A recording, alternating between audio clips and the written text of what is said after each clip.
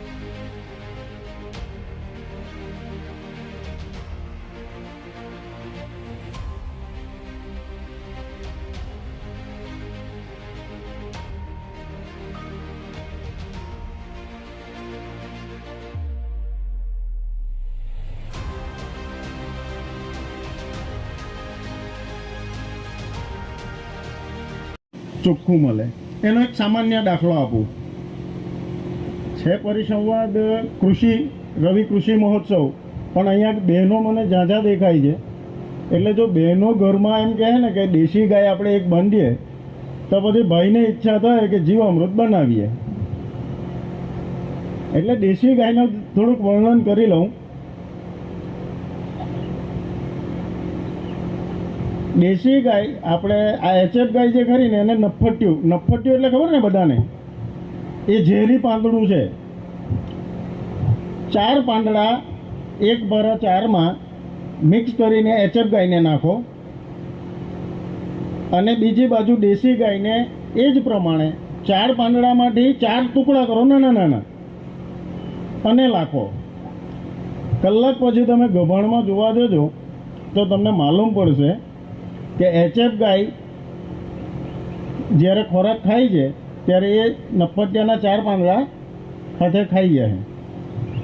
જ્યારે દેશી ગાય 4 પાંદડાના 4 ટુકડા નાના નાના કરેલા હશે કે એને ખબર ન પડે એવા, છતાં એ ટુકડા બી સાઈડ પર તમને કાઢીને આપી દે છે। એને ખબર છે કે મારે હું ખાવું અને હું નહીં ખાવું।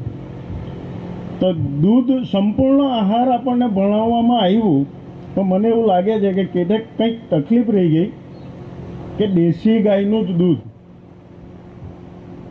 આ HFનું નહીં. પણ એ લોકોએ વર્ણન ગાયનું કરેલું છે ને આ તો ગાય છે નથી, તો એમાંથી જે નીકળવાનું એ છાણ જ નીકળવાનું અને પેલામાંથી ગોબર નીકળવાનું. ગોબર કોઈ દિવસ ગંધાતું નથી. એનું દૂધ આપતી વખતે એના બાળક વગર પાનો ઉતરતો નથી, એટલે આખું માતૃત્વની પરિભાષા આખી એના દૂધની અંદર આવે. તો એ બાળક આજે આપણે ઘણીવાર વૃદ્ધાશ્રમની મુલાકાત લેતા હોઈએ, 10 મિનિટ 10 ફૂટ આગું બી ઊભું રહેવાય ખરું, આપણા કપડાં ખડી કાઢે ને. એટલે આ એક તફાવત છે. એટલે બને ત્યાં સુધી દેશી ગાયનો આગ્રહ રાખીએ, આંગણે એક દેશી ગાય બાંધીએ. અહીંયા આગળ મોટે ભાગે બહેનો બેઠેલા છે, એટલે થોડોક આ વિષય પર હું ચર્ચા કરી લઉં.